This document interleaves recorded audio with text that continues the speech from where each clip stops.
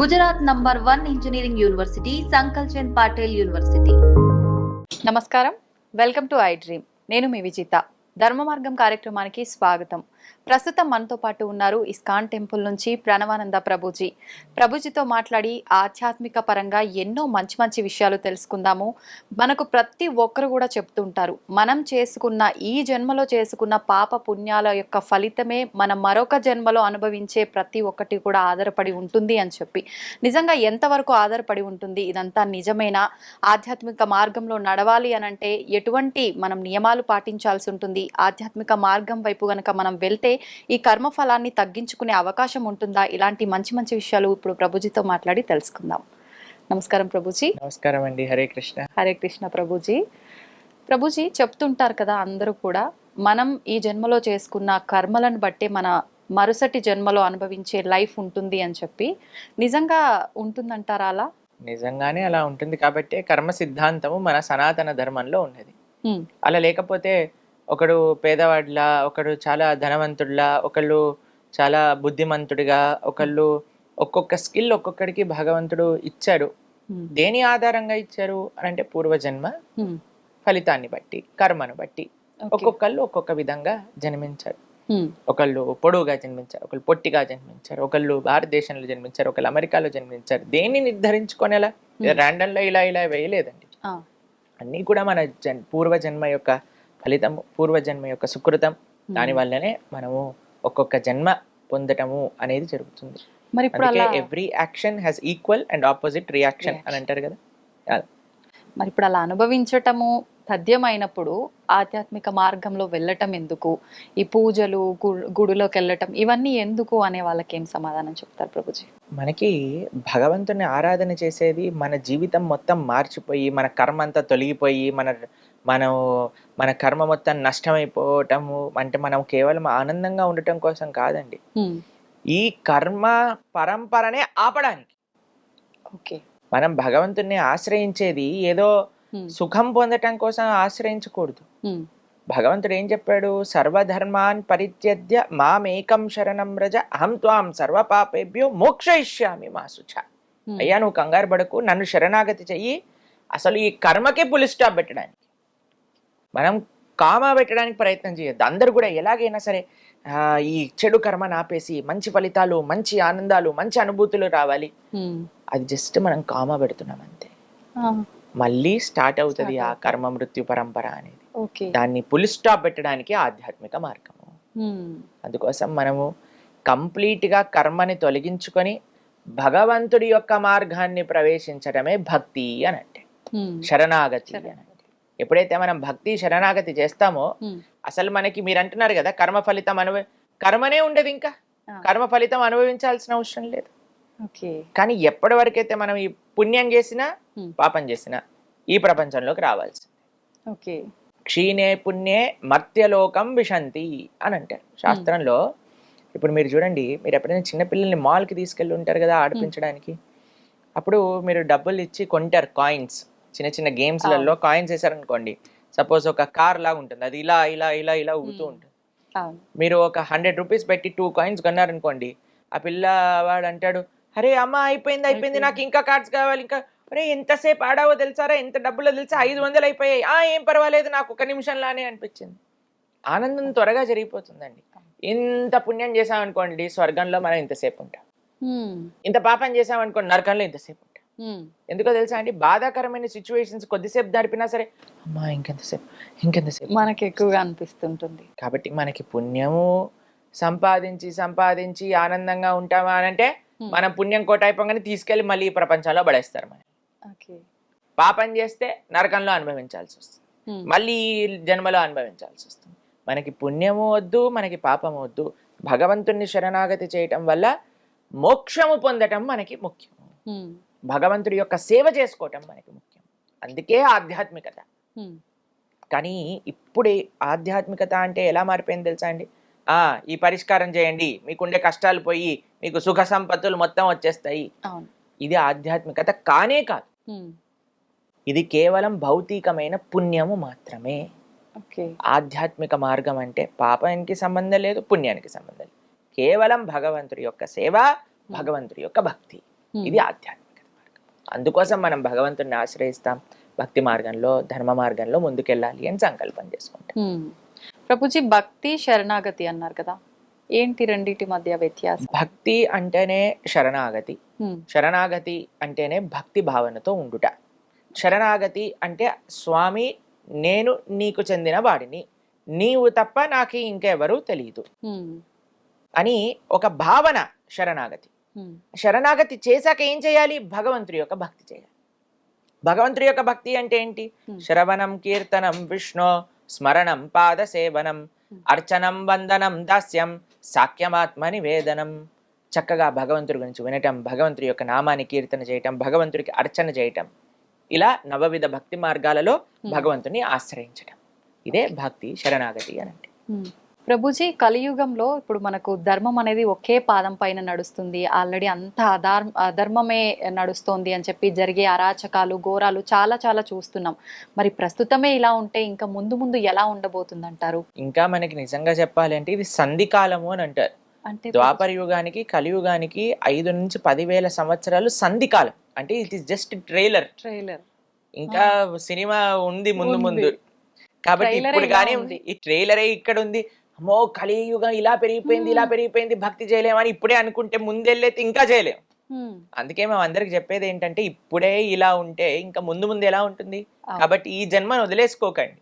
ఈ జన్మ వదిలేసుకొని మళ్ళీ మనం పుట్టామనుకోండి, అప్పుడు ఎవ్వరు ఐ డ్రీమ్స్ టీవీలో భగవంతుడి గురించి చెప్పేవాడు ఉండరు అనమాట. అప్పుడు అందరూ సినిమాల గురించి సీరియల్ గురించి మాట్లాడే వాళ్ళే ఉంటారు. కాబట్టి మనకి ఇప్పుడు కలియుగంలో స్టార్టింగే ఇది. ఇంకా స్టార్టింగ్ లో ఉన్నాం కాబట్టి ఇంత ప్రభావం అనిపిస్తుందా మీకు? అందుకోసమే మనం జాగ్రత్తగా, అందుకే మనం అంటాం కదా దీపం ఉన్నప్పుడే ఇల్లు చక్కబెట్టుకోవాలని. అందుకే ఈ జన్మలోనే ఎంత వీలైతే అంత ఆధ్యాత్మిక మార్గంలోకి మనం వచ్చి, భౌతికత ఎన్నో జన్మలు మనం భౌతిక సంసారం చేసేసామండి, దాన్ని పక్కన పెట్టి ఆధ్యాత్మిక మార్గంలో ముందుకెళ్ళడానికి ప్రయత్నం చేయాలి అని ఎందుకు చెప్తున్నాము అని అంటే ఇది ఇంకా స్టార్టింగ్ టైమే ఇలా ఉంది, ఇంకా ముందు ముందు వెళ్ళాక ఎలా ఉంటుందో ఆలోచన చేయండి. కాబట్టి అందరూ చాలా జాగ్రత్తగా ధర్మ మార్గంలో ముందుకెళ్ళాలి. ఈ సమయంలో మనకున్న అదృష్టం ఏంటో తెలుసా అండి, ఇంతమంది యొక్క ఆధ్యాత్మిక తత్వ మధ్యలో మనం ఉన్నాం. ఇంకా మనం హరినామ సంకీర్తన జరుగుతుంది, యజ్ఞాలు జరుగుతున్నాయి, ఆలయాలు ఉన్నాయి, జనాలు వస్తున్నారు ఆలయాలకి, వ్రతాలు పూజలు అన్ని జరుగుతున్నాయి. ఇంకా ముందుకు వెళ్తూ ఉంటే ఇవన్నీ తగ్గిపోతాయి. అందుకోసం చాలా జాగ్రత్తగా ఉండాలి. అందుకనే ప్రతిసారి కూడా ఆధ్యాత్మిక మార్గంలో వెళ్ళాలి పుణ్యాలు చేసుకోవాలని చెప్తుంటారు ప్రభుజీ. భగవంతుడు సర్వత్రా ఉన్నాడు, ప్రతి ఒక్కరిలో భగవంతుడు ఉన్నాడు, ఎక్కడ చూసినా భగవంతుడు ఉన్నాడు, భగవంతుడు లేని ఒక ప్లేస్ అనేదే లేదు అంటుంటారు కదా. మరి భగవంతుడు అంతటా ఉన్నప్పుడు ఎందుకు ప్రత్యేకంగా ఆలయాలకి గుళ్ళోకి వెళ్ళి భగవంతుని దర్శనం చేసుకోవాలంటారు? గాలి అంతటా ఉంది కదండి. కానీ మన కార్లో టైర్లో పంచర్ అయింది అనుకోండి, మనం ఈ పంచర్ షాప్కి వెళ్ళి అక్కడ ఎందుకు గాలి కొట్టించుకుంటాం? గాలి అంతటా ఉంది, గాలి కొట్టించుకుంటారా మీరు ఎప్పుడైనా వెహికల్లో? ఇక్కడ నుంచి గాలి ఇలా పట్టుకొని లోపలికి పంపించచ్చు కదా. సాధ్యపడదు కదా. ఎందుకు సాధ్యపడదు? గాలి అంతటా ఉంది కదా. అవును, సాధ్యపడదు. భగవంతుడు కూడా అంతటా ఉన్నాడు. గాలి షాప్ లో ఎలా అయితే ఎయిర్ కాన్సన్ట్రేటెడ్ గా ఒక దగ్గర ఉంటుంది కాబట్టి అది ఈజీగా మనం పెనిట్రేట్ అవుతుంది. భగవంతుడు సర్వత్రా ఉన్న ఆ తత్వము ఆలయ విగ్రహం రూపంలో ఒక కాన్సన్ట్రేటింగ్ గా స్వామి స్వయంగా ఆ రూపంలో అక్కడ కొలువై ఉన్నారు. ఈజీగా యాక్సెసబుల్ మనకి దేవాలయంలో భగవంతుడు. ఎలా అయితే ఇప్పుడు హైడ్రోజన్ ఉంది, ఆక్సిజన్ ఉంది.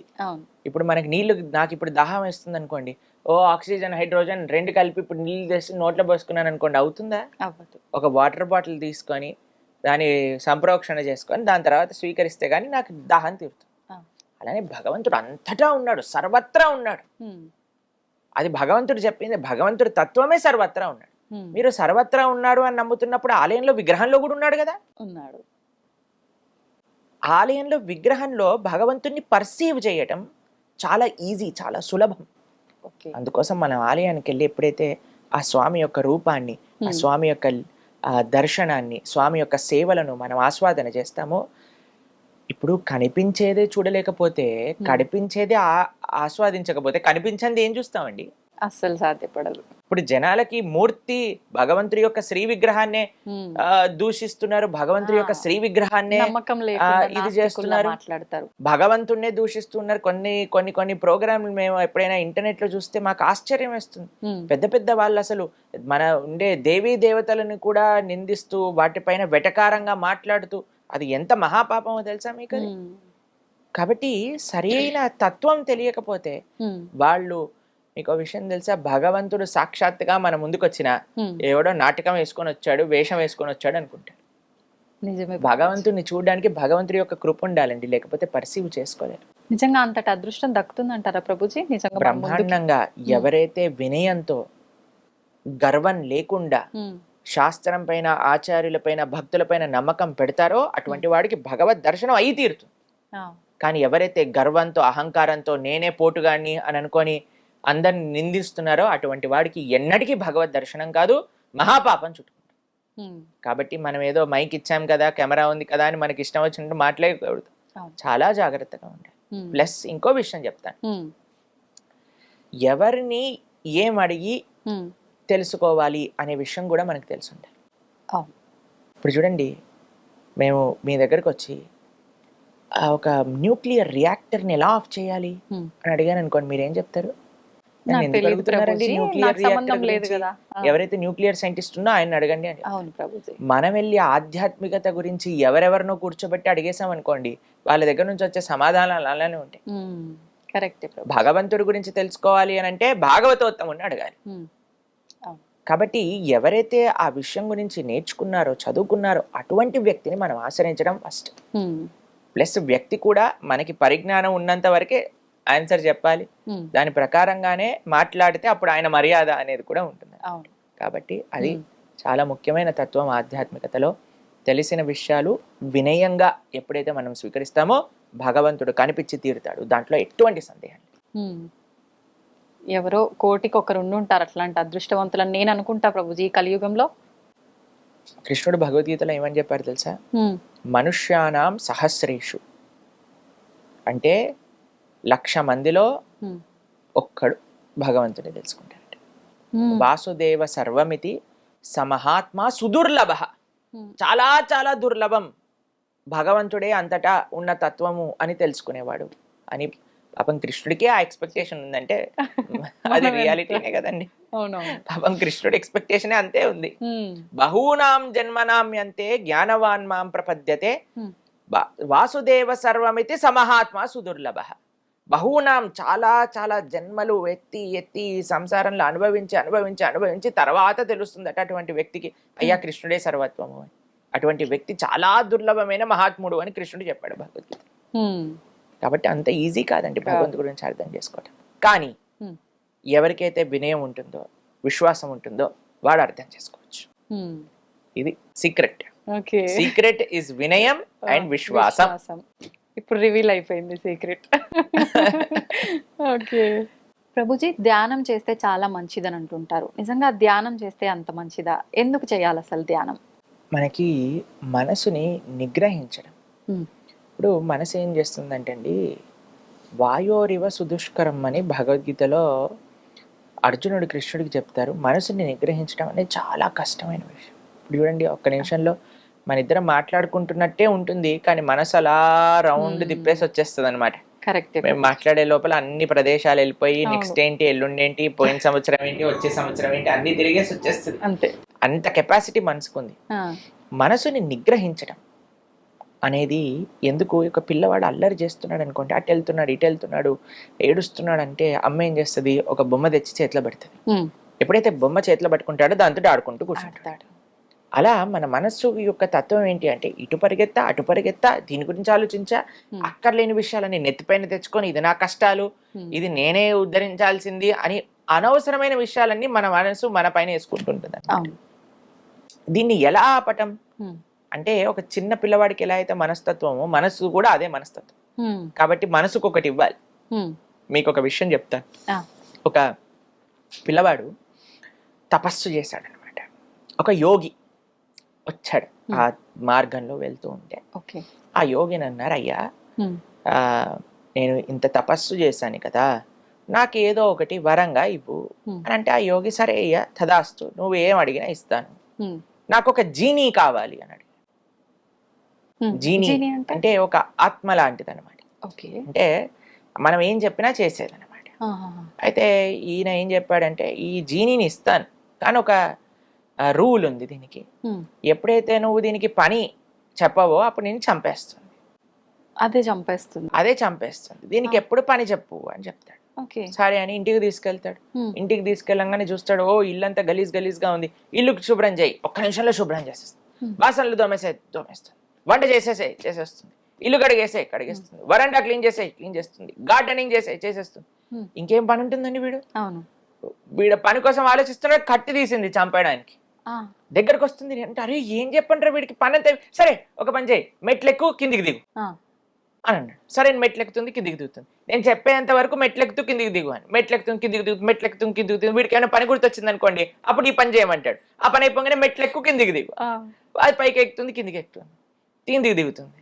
కానీ ఆపాము అని అంటే చంపేస్తుంది. మన మనసు కూడా అలాంటిది, దాన్ని దేంట్లోనైనా ఎంగేజ్ చేయలేకుండా ఖాళీగా పెట్టామనుకోండి మనల్ని పిండ ఆరేస్తుంది అనమాట. కాబట్టి అందుకే idle mind devil's workshop అంటారు. కాబట్టి మనము ఎప్పుడైతే ధ్యానం చేస్తాం, మంత్ర ధ్యానము అని అంటాం. మనం మా భక్తి మార్గంలో కృష్ణ భక్తి సాంప్రదాయంలో మేము చేసేది మంత్ర మెడిటేషన్ అంట, మంత్ర ధ్యానం. అంటే మంత్రం పఠిస్తూ భగవంతుడి పైన ధ్యానం చేయడం. మంత్ర అంటే మనత్రాయతే ఇది మంత్ర, మనస్సుని సంస్కరించేదే మంత్రము, మనస్సుని మంచి మార్గంలో పెట్టేదే మంత్రము, మనస్సుని నిగ్రహించేదే మంత్రం. అందుకే హరే కృష్ణ కృష్ణ కృష్ణ హరే హరే, హరే రామ రామ రామ హరే హరే. ఈ మంత్రాన్ని మేము ప్రతిరోజు 2 గంటల సేపు ధ్యానం చేస్తాం, మంత్ర పఠనత. ఎందుకు అనంటే ఆ 2 గంటలు ఇప్పుడు మనం ఫోన్ ఎలా అయితే బ్యాటరీ రీఛార్జ్ అవ్వడానికి ఛార్జింగ్ పెడతామో, మన మనస్సుకి, మన శరీరానికి, మన ఇంద్రియాలకు ఒక ఛార్జింగ్ ప్రొద్దున పూట లేసా చేసేసుకున్నాం అనుకోండి, రోజంతా ఇంకా మాకు ఇంకా తిరుగులేనట్టు ఎనర్జీ వచ్చేస్తుంది అనమాట. ఇప్పుడు చూడండి, ఈ రోజు మీతో మాట్లాడేటప్పుడు ఇది నాది 6వ ప్రోగ్రామ్. ఎంత ఎనర్జెటిక్ గా ఉన్నారు. ఎలా వచ్చింది ఎనర్జీ అని అంటే ఆ కరెంట్ వైర్ లో కరెంట్ వేలు పెట్టామనుకోండి, ఆ కరెంట్ షాక్ తో ఇలా ఊగిపోతాం కదా. కృష్ణ ఈ సోర్స్ ఆఫ్ పవర్, ఆయనతో మనం కనెక్షన్ పెట్టుకోవటం ఏంటి అంటే ఆయన నామాన్ని జపం చేయటం. ఎప్పటి వరకైతే ఆ పవర్ కనెక్టెడ్, ఇప్పుడు చూడండి మీరు ఫోన్ కి ఛార్జింగ్ పెట్టి ఎన్ని రీల్స్ తిప్పినా సరే ఏం అవ్వదు. కాబట్టి అలా ఆ పవర్ కనెక్షన్ ఉంచుకోవటమే మంత్ర, మనత్రాయతే ఇది మంత్ర. కాబట్టి మంత్ర జపం, సాధన ఇవన్నీ ఉండటం చేత మనస్సు నిగ్రహం అవుతుంది. అందుకే ఆధ్యాత్మిక మార్గంలో ఈ మంత్ర అనేది అంత ముఖ్యం అన్నమాట. కాబట్టి ఈ హరే కృష్ణ మహామంత్ర, హరే కృష్ణ కృష్ణ కృష్ణ హరే హరే, హరే రామ రామ రామ హరే హరే, ఇది షోడశాక్షరనామ్నాం కలి కల్మషనాశనం నాతర పరతరోపాయ సర్వవేదేషు దృశ్యతి అని అంటే. కలి కల్మషాన్ని, కలి అన్నిటికంటే పెద్ద స్థానం ఏంటో తెలుసండి, కలి ఉండేది మనసు. కాబట్టి ఆ కలి ప్రభావం మొత్తం కూడా బయటికి తీసేస్తుంది, ఈ మంత్రానికి అంత శక్తి ఉంటుంది. కాబట్టి అందరూ చక్కగా జపం చేయండి, మనసుని మంచి మార్గంలో పెట్టండి. ప్రభుజీ, కొత్తగా ధ్యానం చేయాలనుకునే వాళ్ళు ఇందాక మీరు చెప్పినట్టుగా ఒక్క దగ్గర ఏకాగ్రత అనేది పెట్టలేకపోతుంటారు. రకరకాల ఆలోచనలు, ఎన్నో రకాల జరిగినాయి, జరగబోయేవి వస్తూనే ఉంటాయి కళ్ళ ముందరికి, ఎంత చేద్దామన్నా కుదరదు. అలాంటి వాళ్ళ పరిస్థితి ఎలా సాధ్యపడుతుంది? మనసు పని ఆలోచించడం, మీ పని మంత్రాన్ని జపించడం. అంతే, మనసుని పట్టించుకోవద్దు. మంత్రాన్ని జపం అంటే ఏంటో తెలుసా అండి? మనం మంత్రాన్ని ఎలా జపించాలి అంటే మన చెవులకి వినపడాలి. మనం అనే మంత్రం మనకి వినిపించాలి. హరే కృష్ణ కృష్ణ కృష్ణ హరే హరే, హరే రామ రామ రామ హరే హరే. మన మంత్రం మనం వింటున్నామా? అదే మన ధ్యాస. మనసు అక్కడ వెళ్ళండి, ఆస్ట్రేలియాకి వెళ్ళనివ్వండి, యూకేకి వెళ్ళనివ్వండి, అమెరికాకి వెళ్ళనివ్వండి, అది పడివ్వండి. మనం ఎప్పుడైతే ఇలా మెల్లమెల్లగా మంత్రాన్ని వింటూ జపిస్తూ ఉంటామో, ఇప్పుడు చూడండి, పిల్లలు అల్లరి చేస్తున్నప్పుడు వాళ్ళు ఏమనుకుంటారంటే, అమ్మ ఏదో కిచెన్లో బిజీగా ఉంది, నాన్న ఆఫీస్ పని చేసుకుంటున్నాడు కాబట్టి అటు ఇటు వెళ్తున్నాడు. తను ఒకసారి అమ్మ ఏయ్ అన్నదనుకోండి, వాళ్ళు అక్కడ ఉంటారు. మంత్రం ఏం చేస్తుంది, మనసు ఇటు ఇటు అటు ఇటు పరిగెత్తుంది. హరే కృష్ణ అనగానే అయ్యో వీడు ఏం చేస్తున్నాడు, గమనిస్తున్నాడా నన్ను నేను అటు ఇటు పరిగెత్తుతున్నాడని వచ్చి మన దగ్గర కూర్చుంటుంది. మెల్లమెల్లగా మెల్లమెల్లగా మెల్లమెల్లగా ఆ సాధన వల్ల మనసు మన దగ్గరకు వస్తుంది. ఫస్ట్ మనసు గురించి పట్టించుకోకండి, మంత్రం పైన ఫోకస్ పెట్టండి. మంత్రం ఎప్పుడైతే మనం అధ్యయనం చేస్తున్నామో మనస్సు కూడా మన దగ్గరకు వచ్చి కూర్చుంటుంది, చక్కగా మనం చెప్పిన మాట. సమయం పడుతుంది, ఓపిక అవసరం. సమయం చూసుకోవాలంటారా ప్రభుజీ ధ్యానం చేయటానికి? కరెక్ట్ సమయం ఏంటంటారు? తెల్లవారుజామున సత్వగుణంలో ఉన్నప్పుడు అన్నిటికంటే బెస్ట్. ఎందుకంటే ఒకసారి టైం ప్రోగ్రెస్ అవుతూ ఉంటే మీకు తెలుసు, అవును, పిల్లలు, స్కూలు, ఇంట్లో పనులు, వంటలు, ఆఫీసులు, పరిగెత్తటం, అప్పుడు వచ్చి మిమ్మల్ని ప్రశాంతంగా కూర్చొని జపం చేయమంటే మీకు అవుతుందా చెప్పండి? అస్సలు కుదరదు. కాబట్టి ఇవన్నీ స్టార్ట్ అవ్వక ముందే మనం జపం చేయాలి. లేకపోతే మన జపం హరే కృష్ణ హరే కృష్ణ పాలు లోపల పెట్టు, రామ్ రామ్ హరే హరే, తొందరగా వెళ్ళు బస్ టైం అయిపోయింది, ఇలా అయిపోతుంది. అవునవును. కాబట్టి ఎవరు లేవక ముందే మనం లేస్తే మన ఆధ్యాత్మిక సాధన నడుస్తుంది. లేదంటే ఉపయోగమే లేదు, ఎన్నాళ్ళు చేసినా వ్యర్థం.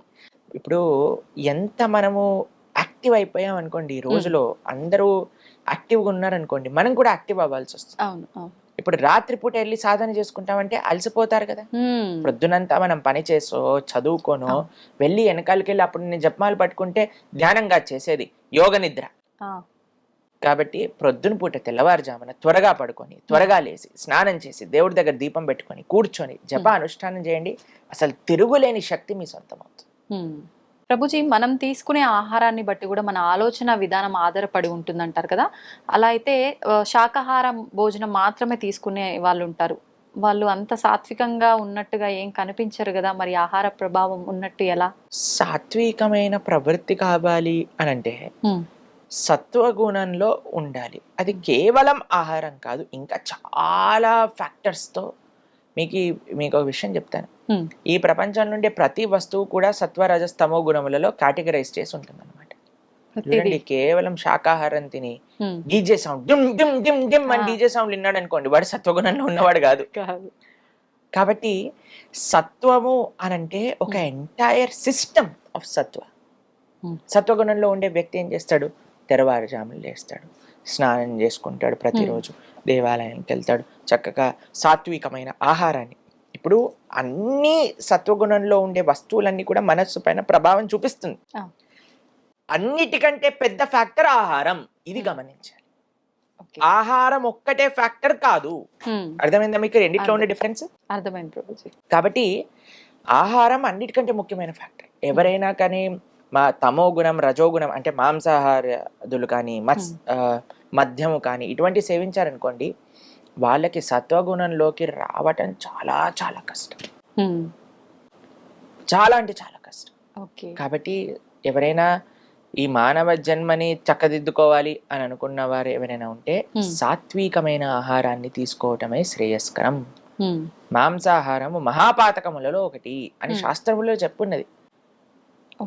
కాబట్టి మనం ఎప్పుడు కూడా మాంసాహారం వైపు వెళ్లకుండా కూరగాయలలో కూడా సత్వరజస్తమో గుణములు, ఉల్లిపాయలు తమో గుణం రజో గుణానికి చెందినవి. కాబట్టి ఇప్పుడు ఆహారంతో పాటు మిగతావన్నీ కూడా మనం దృష్ట్యా పెట్టుకుంటే అప్పుడు మనకి మంచి సత్వగుణంలో ఉన్న వాళ్ళం అవుతాం. ఇప్పుడు మీకు ఒక విషయం చెప్తానండి. ఇప్పుడు ఆధ్యాత్మిక మార్గంలో ఉన్న వాళ్ళకి కొన్నిసార్లు మీరు అనుకోవచ్చు, అరే వీళ్ళకి కోపం ఉంది కదా, అరే ఈయన ఇలా మాట్లాడుతున్నాడు కదా, అలా అనుకున్నారనుకోండి. మీకు ఒక విషయం చెప్తాను. ఒక వ్యక్తి రోగం ఉన్నది, ఓకేనా, నడుము నొప్పి ఉంది, కాళ్ళ నొప్పి ఉంది, తలనొప్పి ఉంది, జ్వరంగా ఉంది, గొంతు నొప్పి ఉంది, థ్రోట్ ఇన్ఫెక్షన్ లాగా అనిపిస్తుంది. ఇంట్లోనే కూర్చున్నాడు, ఇంకా పెరుగుతుంది రోగం. పక్కింట్లో ఇంకొకటి కూడా అదే సిమ్టమ్స్ ఉన్నాయి. ఆయన డాక్టర్ దగ్గరికి వెళ్ళి జాయిన్ అయ్యాడు. డాక్టర్ అన్నాడు, నువ్వు సెలైన్ పెట్టుకో, ఈ మెడిసిన్ వేసుకో అని. ఇప్పుడు సెలైన్ పెట్టి మెడిసిన్ వేసుకున్న మరుక్షణం మొత్తం రోగం పోతుందా? టైం పడుతుంది, కొద్దిగా టైం పడుతుంది. ఆధ్యాత్మిక మార్గంలో ప్రయాణించే వ్యక్తి రోగం ఉంది అని తెలుసుకొని డాక్టర్ దగ్గర వెళ్ళిన వ్యక్తి. కాబట్టి మెల్లమెల్లగా రోగం పోతుంది, ఎందుకంటే చికిత్స చేసుకుంటున్నాడు కాబట్టి. కానీ ఈ వ్యక్తి ఎవరైతే బయట నుంచి అరుస్తున్నాడో, వాడికి ఇంకా జ్వరం ఉంది, వాడికి ఇంకా అహంకారం ఉంది, కోపం ఉంది అన్నవాడు, వీడైతే ఇంకా హాస్పిటల్కి రావట్లేదు, ఆ ప్రయత్నమే లేదు కదా. కాబట్టి మనము ఎవరిని జడ్జ్ చేయకూడదు ఎక్స్టర్నల్స్గా, మనం వెయిట్ చేయాలి. ఆధ్యాత్మిక మార్గం దాని ఆ మనస్సు పైన ఆ మెడిసిన్ ప్రభావం చూపించి ఒకరోజు తప్పకుండా ఆయన మంచి వ్యక్తిగా మారుతారు. కాబట్టి మన డ్యూటీ ఏంటి? సత్వగుణంలో ముందుకెళ్ళటం, ధర్మ మార్గంలో ముందుకెళ్ళటం, ధార్మికంగా ప్రవర్తించడం, ఇది మనకి. ప్రభుజీ, జీవహింస, మనం మాంసాహారం తినడం అంటే ఒక జీవిని హింస పెట్టి చంపేస్తున్నాము. అసలు జీవహింస గురించి పురాణాల్లో ఏముంది? మనం ఎంత చెప్పినా మానని వాళ్ళు ఉన్నారు. అలా ఏం లేదండి, మన ప్రవచనాలు విని చాలా మంది వేలల్లో మాంసాహారాన్ని వదిలేసిన వాళ్ళు నాకు తెలుసు. సంతోషం ప్రభుజీ, నిజంగా అలాంటి మార్పు వచ్చినందుకు. చాలా మంది మన ఛానల్లో మీరు చూడండి, ఎంతో మంది మనకు చెప్తారు, ప్రభుజీ మేము మాంసాహారాన్ని వదిలేసాము, మేము ఈ రోజు నుంచి నాన్ వెజిటేరియన్ తినము అని. చాలా సంతోషం వేస్తుంది మాకు అలాంటి వాళ్ళని చూస్తే. ఇప్పుడు చూడండి, మీకు ఒక్క విషయం చెప్తానండి. మనకి ఇంత చిన్న దోమ కుడితేనే బ్యాట్ పట్టుకొని మహాభారత యుద్ధం చేసినట్టుగా ఎక్కడుందా దోమ, దాన్ని చంపేయాలి అని 4-5 బ్యాట్లు పట్టుకొని తిరుగుతారు. ఇంత పెద్ద బండ లాంటి శరీరంలో ఒక చిన్న దోమ కుడితేనే మనం తట్టుకోలేకపోతున్నాం కదా. అలాంటిది ఒక ప్రాణిని చంపేస్తుంటే మన మనసు ఎలా ఒప్పుకుంటుంది చెప్పండి? శాస్త్రంలో ఏం చెప్పారు తెలుసా? మాంసం అని మనం అంటూనే దాని యొక్క అర్థం ఏంటి అని అంటే, నేను నిన్ను ఎలా అయితే చంపుతానో నువ్వు నన్ను అలా చంపడానికి నేను నీకు పర్మిషన్ ఇస్తున్నా. అంటే ఏ ప్రాణినైతే మనం చంపుతామో వచ్చే జన్మలో ఆ ప్రాణి మనల్ని చంపుతుంది. దాంట్లో ఇంకొక చిన్న అడిషన్ అండి, ఎన్నిసార్లు చంపుతుంది అని అంటే, ఆ ప్రాణి యొక్క శరీరం పైన ఎన్ని వెంట్రుకలైతే ఉన్నాయో అన్నిసార్లు మనల్ని చంపుతుంది. ఇది వింటే ఎవ్వరు తాకరు ప్రభుజీ మాంసాహారం, భయం వేస్తుంది. అలా విన్నా సరే మారని వాళ్ళు కూడా ఉంటారు. కానీ మన ప్రార్థన ఏంటంటే, మనం ఎవరిని ఏమనట్లేదండి, మన శాస్త్రంలో ఉన్న విషయం శాస్త్రంలో కూడా వదిలేసేయండి. మనం ఇప్పుడు చూడండి, ఏ ప్రాణి అయినా చావడానికి పుడుతుందా చెప్పండి? లేదు. ఇంట్లో కుక్కలను పెంచుకుంటారు, ఎంత అల్లారు ముద్దుగా పెంచుకుంటారు. అమ్మో మై డాగి అని. ఇప్పుడు కుక్క అన్నా సరే వాళ్ళ కోపం వస్తుంది. అవును ప్రభుజీ. ఎందుకు? దానికి ఇంకా ఒక మేకకి ఏం డిఫరెన్స్ ఉంది చెప్పండి? అది ప్రాణి ఇది ప్రాణి కదా, అది జంతువు ఇది జంతువు కదా, ఇది పిల్లలు పెడుతుంది అది పిల్లలు పెడుతుంది. దీని ఎంత ప్రేమగా చూసుకుంటుందో పిల్లల్ని అది కూడా అంతే ప్రేమగా చూసుకుంటుంది కదా. ఒక ఆవుకి ఒక కుక్కకి తేడా ఏముంది? ఒక పందికి ఒక కుక్కకి ఏం తేడా ఉంది? ఒక కోడికి ఒక కుక్కకి ఏం తేడా ఉంది? ఒక కుక్కకి ఒక మనిషికి ఏం తేడా ఉంది? అన్నిటికీ ప్రాణి, అన్నిటికీ ఫీలింగ్స్ ఉన్నాయి, అన్నిటికీ పెయిన్ ఎక్స్ప్రెస్ చేసే ఒక మెంటాలిటీ ఉన్నది. అందరికి ఇప్పుడు మేకని చంపాలంటే అది వచ్చి చంపు చంపు చంపు, నేను నీకోసమే పుట్టాను, నన్ను కత్తి తీసుకొని చంపాను మమ్మల్ని ప్రాధేయపడుతుందా చెప్పండి? లేదు. ఏడుస్తాయి ప్రాణులన్నీ ఎవరైనా తన ముందు జరిగేది ఏదైనా చూసాననుకో. కాబట్టి ఆ నెగిటివిటీ, ఒక ప్రాణి చనిపోతుందంటే ఎంత ఏడుపు, ఆ ఘోష, అదంతా మన లోపలికి వచ్చి మనం కూడా తయారవుతాం. కాబట్టి మాంసాహారం తిననే కూడదు. ఇది చూడండి, మీకు ఒక విషయం చెప్తాను. ఆధ్యాత్మికంగా నో వే మాంసాహారం తినటం. Okay, big no. సెకండ్, మానవత్వ రూపంలో ఆలోచించినా సరే మాంసాహారం అనేది చాలా పెద్ద క్రైమ్ అది. మూడో విషయం చెప్తాను, ఎన్వైరన్మెంటల్ విధంగా ఆలోచించామండి.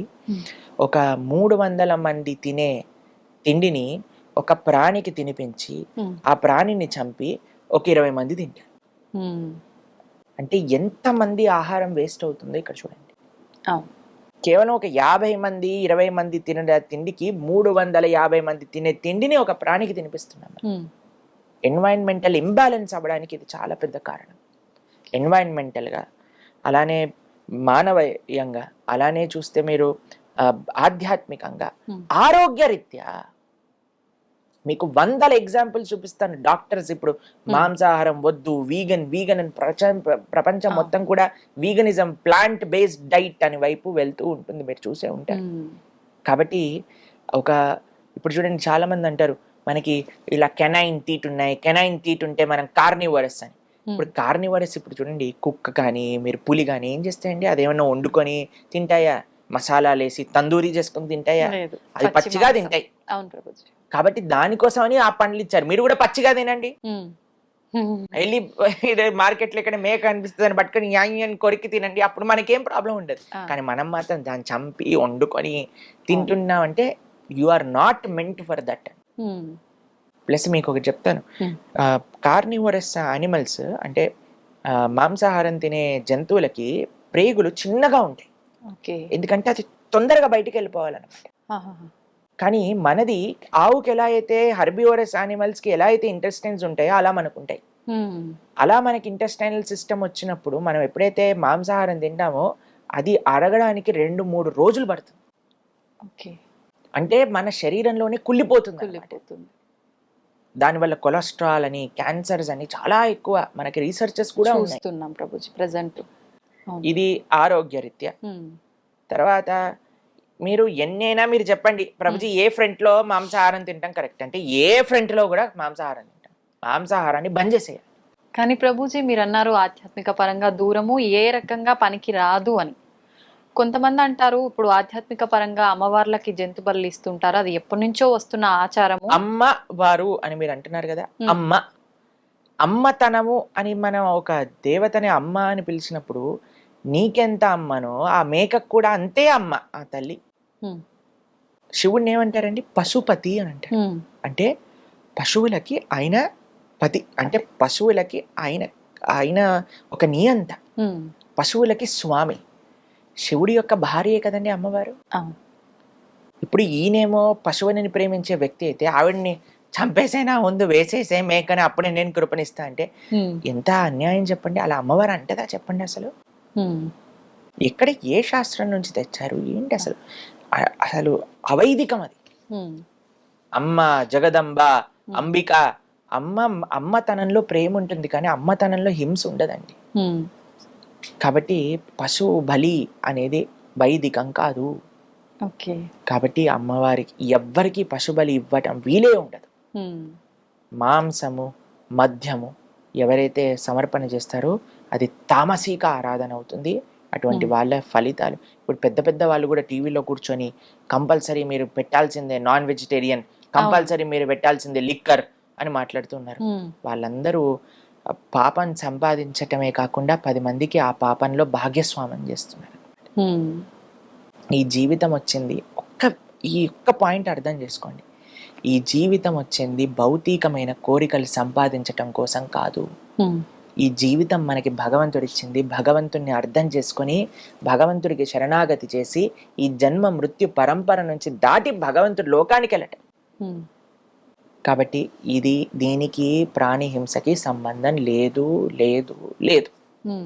ప్రభుజీ ఇంకొక చిన్న డౌట్, నేను ఒక కామెంట్ కూడా చూసా లాస్ట్ టైం మనం మాంసాహారం వీడియోకి. మనం చేసుకున్న కర్మల ప్రకారంగా మరొక జన్మ తీసుకుంటాం కదా, అలా తీసుకున్న జన్మ ఇవి జంతువులు మనకు ఆహారంగా ఉండాలని చెప్పి మళ్ళీ జన్మ తీసుకొని వచ్చాయి కాబట్టి ఇప్పుడు అవి మనకు ఆహారంగా మారిపోయాయి, భగవంతుడే సృష్టించాడు అలా అని చెప్పి ఒక కామెంట్ చూసా. దాని గురించి ఏం చెప్పాలి? బీ రెడీ, ఇప్పుడు చంపేసాయి, ఇలా అనుకొని చంపేసాయి. ఆ జీవి పైన ఎన్ని ఎంట్రుకలు ఉన్నాయో అన్నిసార్లు చావడానికి రెడీగా ఉండు. కర్మ ఇస్ క్లియర్ అండి. నేను కళ్ళ గంతులు కట్టుకొని సిగ్నల్ క్రాస్ చేస్తా, నేను సిగ్నల్ నే చూడకుండా క్రాస్ చేస్తా, నీ కర్మ ఫైన్ కట్టాల్సిందే కదా. కట్టాల్సిందే. ఇంకా దురదృష్టవంతుడు అయితే యాక్సిడెంట్ అవుతుంది. కాబట్టి నాకు తెలియదు, నేనేం చూడండి, నాకేం తెలియదు, నాకు సిగ్నల్ తెలియదు, నాకు ఈ రూల్స్ అని తెలియదు, పోనీ ఇష్టం. కాబట్టి బాధ్యత కదా. కాబట్టి ఇలాంటి ఎన్ని లాజిక్లు ఉపయోగించి ఎన్ని విధాలుగా నువ్వు కర్మ చేసినా సరే కర్మని తప్పించుకోలేవు. ఇది అర్థం చేసుకోవచ్చు. ఇంకొంత పాపం మూట కట్టుకుంటున్నారు. ఇప్పుడు ఒకడు మర్డర్ చేసేసాడండి, పోలీసులు వచ్చి పట్టుకున్నారు. ఏయ్ మర్డర్ చేసా పదా జైలుకి. నాకు మర్డర్ చేయటం తప్పని తెలియదు, వదిలేస్తాడా? అసలు వదలరు. చెప్పండి. కాబట్టి ఇప్పుడు నా కర్మ, వాడు నా చేతిలో చంపబడటం ఆయన కర్మ అని చెప్పాడు అనుకోండి, పోలీసు వాడు వదిలేస్తాడా? లేదు. కాబట్టి మన విచక్షణ, భగవంతుడు బుద్ధి కూడా ఇచ్చాడు కదా. అవును. కాబట్టి మన విచక్షణ ఉపయోగించి మనం ఏది మంచి ఏది చెడు అని ఆడాలి. కాబట్టి ఈ జిహ్వని కంట్రోల్ చేసుకోవటం అనేది మీకు విషయం చెప్పనా, అన్నిటికంటే ఈజీ ఆధ్యాత్మిక మార్గాలు. మిగతా ఇంద్రియములు కంట్రోల్ చేసుకోవటం కంటే జిహ్వని కంట్రోల్ చేసుకోవటం అత్యంత ఈజీ. ఎవరికైతే జిహ్వ కంట్రోల్ అవ్వదో అటువంటి వాడు ఆధ్యాత్మిక మార్గానికి పనికిరాడు, చాలా కష్టం అని చెప్పాలి.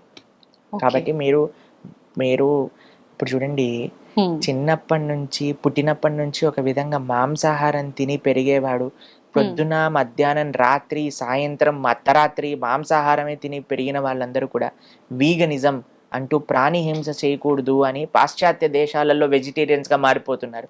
మనకి ఎంత మన భారతదేశంలో పుట్టి ఇవన్నీ తెలుసుకున్న వాళ్ళని మారటంలో ఏం ప్రాబ్లం ఉంది చెప్పండి.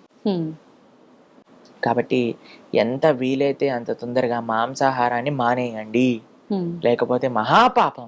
ఈ కర్మ, కలెక్టివ్ కర్మ కూడా మనకి తయారవుతుంది అనమాట. ఇప్పుడు కొన్ని దేశాలలో చాలా మనకి సడన్ గా హఠాత్తుగా భూకంపాలు రావటం, న్యాచురల్ కెలామిటీస్ రావటం ఎందుకు వస్తాయి అని అంటే, ఇప్పుడు కలెక్టివ్ కర్మ, అందరూ చేసే పాప కర్మ, ఆ నెగిటివ్ వైబ్రేషన్ ఒక్కసారిగా ఒక దగ్గర కాన్సన్ట్రేట్ అయితే ఇలాంటివి వస్తాయి అని కూడా రీసెర్చెస్ ఉన్నాయి. కాబట్టి మనం ఏ ప్రాణిని హింస పెట్టకుండా మనం జీవిద్దాం, ప్రతి ఒక్క ప్రాణిని జీవించే హక్కు వాళ్ళకి ఇద్దాం, అంతే అండి. మనం ఏదో సృష్టించి అందరిని ఉద్ధరించి ఏం చేయాల్సిన అవసరం లేదయ్యా.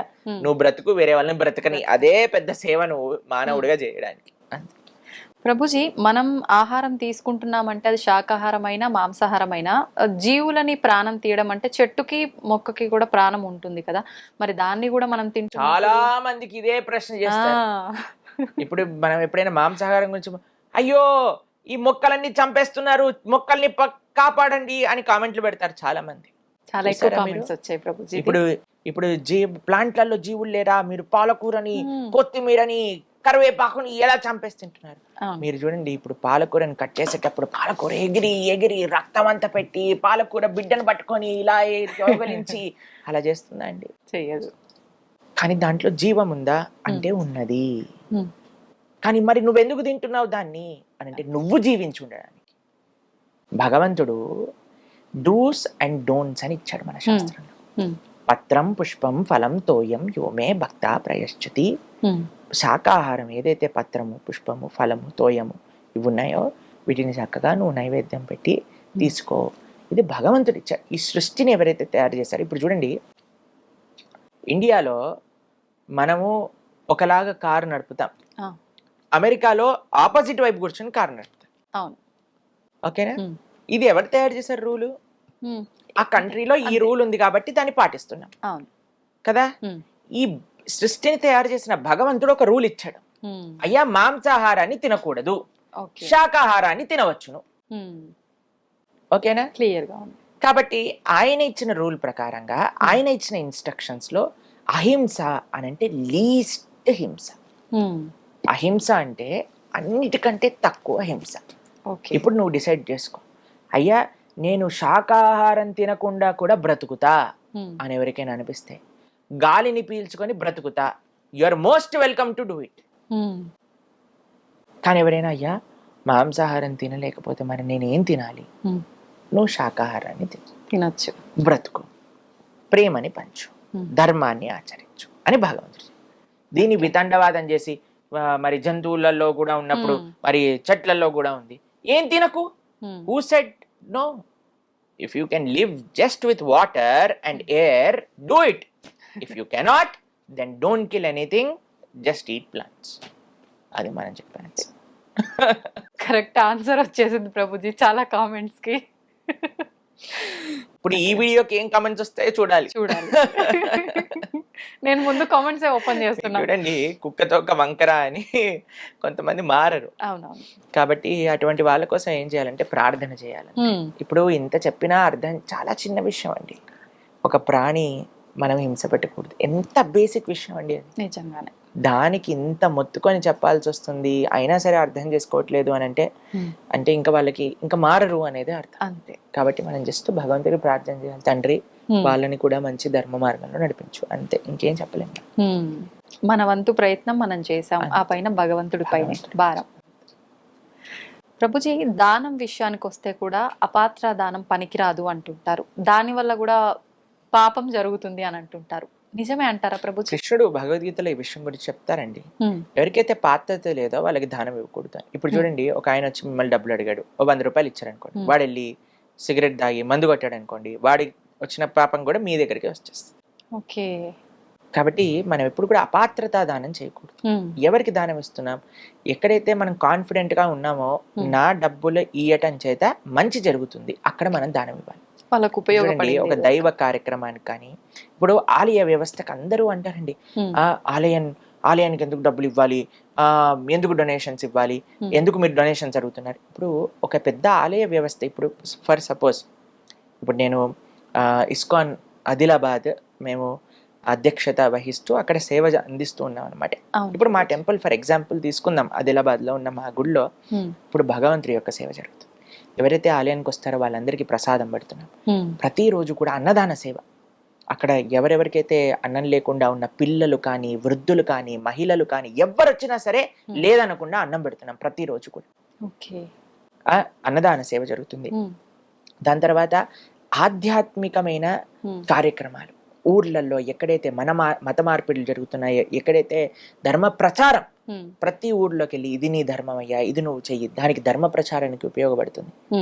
కాబట్టి ఒక కల్చరల్ ఫ్రంట్, ఇప్పుడు ఉత్సవాలు సెలబ్రేట్ చేస్తాం. ఇప్పుడు జన్మాష్టమి వస్తుంది, 25,000 మందికి మనం అక్కడ ప్రోగ్రామ్ తయారు చేస్తున్నాం. ప్రతి ఒక్కరికి వచ్చిన వాళ్ళందరికీ అన్నదానం చేయటం కానీ, భగవంతుడి యొక్క వివిధ ఉత్సవాలు కానీ, ఒక ఆలయ వ్యవస్థ.